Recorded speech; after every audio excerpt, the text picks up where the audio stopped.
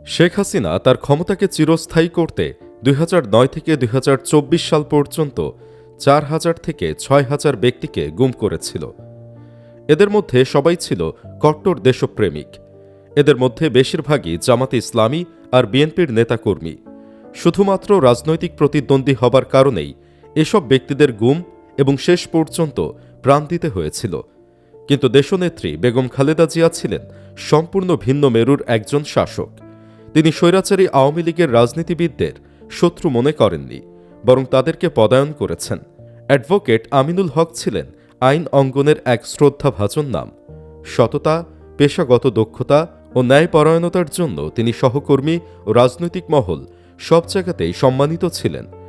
রাজনৈতিকভাবে তিনি আওয়ামী লীগের সঙ্গে ঘনিষ্ঠ ছিলেন এবং খালেদা জিয়ার রাজনৈতিক উত্থানের সময় তিনি আওয়ামী লীগের রাজনীতির সঙ্গেই যুক্ত ছিলেন।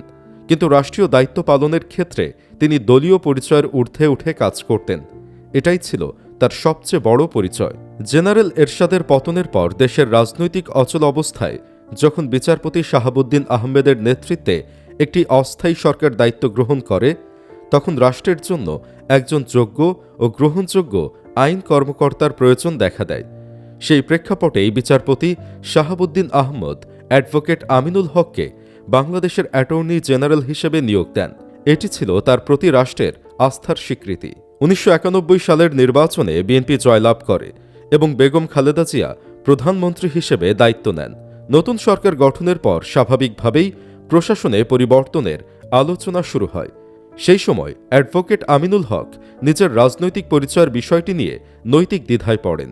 তিনি মনে করেন আওয়ামী লীগের সঙ্গে তার রাজনৈতিক ঘনিষ্ঠতার কারণে হয়তো তার পক্ষে এই পদে থাকা শোভন নয়।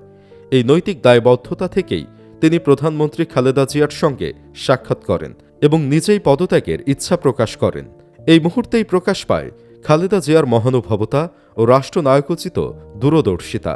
তিনি আমিনুল হকের কথা মনোযোগ দিয়ে শোনেন এবং অত্যন্ত শান্ত কণ্ঠে বলেন, আপনি যদি দেশের প্রতি দায়বদ্ধ থাকেন, যদি রাষ্ট্রের স্বার্থে সৎভাবে কাজ করেন, তাহলে আপনার পদত্যাগের কোনো প্রয়োজন নেই। রাজনৈতিক পরিচয় বড় কথা নয়, বড় কথা হলো দেশের জন্য আপনার দায়িত্ব। এই একটি কথাই আমিনুল হকের মনকে গভীরভাবে স্পর্শ করে। প্রধানমন্ত্রী কার্যালয় থেকে বেরিয়ে আসার সময় তিনি ছিলেন অত্যন্ত আবেগ আপ্লুত ও আনন্দিত, কারণ তিনি বুঝেছিলেন এখানে ক্ষমতার রাজনীতি নয়, এখানে প্রাধান্য পাচ্ছে যোগ্যতা, সততা ও দেশের স্বার্থ। পরবর্তী সময় অ্যাটর্নি জেনারেল হিসেবে অ্যাডভোকেট আমিনুল হক রাষ্ট্রের গুরুত্বপূর্ণ ও সংবেদনশীল মামলাগুলোর দায়িত্ব পালন করেন।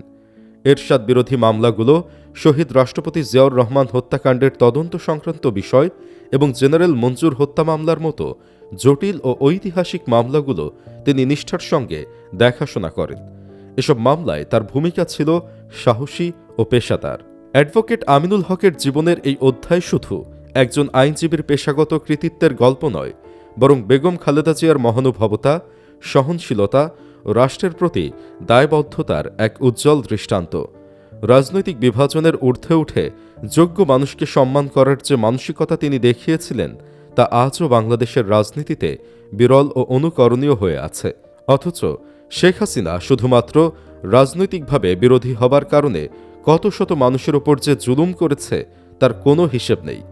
গুম কমিশন জানিয়েছে, মোট ১,৯১৩টি অভিযোগের মধ্যে যাচাই বাছাই শেষে ১,৫৬৯টি ঘটনা গুম হিসেবে নিশ্চিত হওয়া গেছে।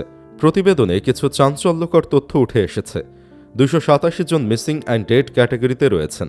এর মধ্যে ২৫১ জন চিরতরে নিখোঁজ এবং ৩৬ জনের গুলিবিদ্ধ মরদেহ নদী থেকে উদ্ধার করা হয়েছে। গুমের শিকার ব্যক্তিদের মধ্যে যাদের রাজনৈতিক পরিচয় নিশ্চিত হওয়া গেছে, তাদের ৯৬% বিএনপি ও জামাত শিবির নেতাকর্মী। গুম হওয়া ব্যক্তিদের ৯৮% পুরুষ। তবে সামাজিক ভয়ের কারণে নারীদের তথ্য কম এসেছে বলে ধারণা করা হচ্ছে। এটাই ছিল খালেদা জিয়া আর শেখ হাসিনার রাজনৈতিক দর্শনের পার্থক্য। খালেদা জিয়া বাংলাদেশের রাজনীতিতে অনন্য এক ব্যক্তিত্ব। নীতির প্রশ্নে দৃঢ়তা, গণমানুষের অধিকার আদায়ে আপোষহীনতা, দেশের স্বাধীনতা সার্বভৌমত্বের প্রশ্নে অবিচল, কথাবার্তায় শালীনতাবোধ, মার্জিত আচরণ, অনমনীয়তা এবং বিপন্ন মানুষের পাশে দাঁড়ানোর আত্মত্যাগের সংমিশ্রণে শক্তিশালী রাজনৈতিক চরিত্রের অধিকারী অনন্য নেত্রী তিনি। দেশনেত্রী বেগম খালেদা জিয়া বাংলাদেশের সবচেয়ে জনপ্রিয় রাজনৈতিক দল বাংলাদেশ জাতীয়তাবাদী দল বিএনপির অত্যন্ত সফল চেয়ারপারসন। শত ষড়যন্ত্র আর চক্রান্তের মধ্যেও দলটির জনপ্রিয়তা ধরে রাখতে পেরেছেন। তিনি নিজেও পরিণত হয়েছেন মানুষের আস্থার প্রতীকে। খালেদা জিয়ার ভাবমূর্তি ক্ষুণ্ণ করতে স্বৈরাচারী এরশাদ, হাসিনা ও মঈনুদ্দিন ফখরুদ্দিন সরকার এমন কোনো চক্রান্ত নেই যা করেনি। কিন্তু বাংলাদেশের তিনবারের প্রধানমন্ত্রী, স্বাধীনতা সার্বভৌমত্বের অতন্দ্র প্রহরী বেগম খালেদা জিয়া টানা ৪০ বছরের বেশি সময় ধরে জনপ্রিয়তার তুঙ্গে আছেন। দেশ ও দেশের মানুষের প্রতি নিখাদ ভালোবাসা খালেদা জিয়াকে সবচেয়ে আপনজনে পরিণত করে। তিনি সশস্ত্র হুমকিতেও দেশ ছেড়ে যাননি শুধু বাংলাদেশের মানুষের পাশে থাকার জন্য। কর্মগুণে, আন্তরিকতায় ও সততায় হয়ে গেছেন বাংলাদেশের ইতিহাসের অবিচ্ছেদ্য অংশ। খালেদা জিয়া মূলত এমন একজন ব্যক্তিত্ব যিনি একজন আদর্শবান মহীয়সী নারী। জাতির অভিভাবকের মতো আচরণ করেছেন সবসময়। দীর্ঘদিন কারাভোগের পর খালেদা জিয়া কারাগার থেকে বেরিয়ে চিকিৎসার জন্য গত জানুয়ারিতে যান লন্ডনে। যুক্তরাজ্য থেকে ঈদের শুভেচ্ছা বিনিময় করেন দলীয় নেতাকর্মীদের সাথেও।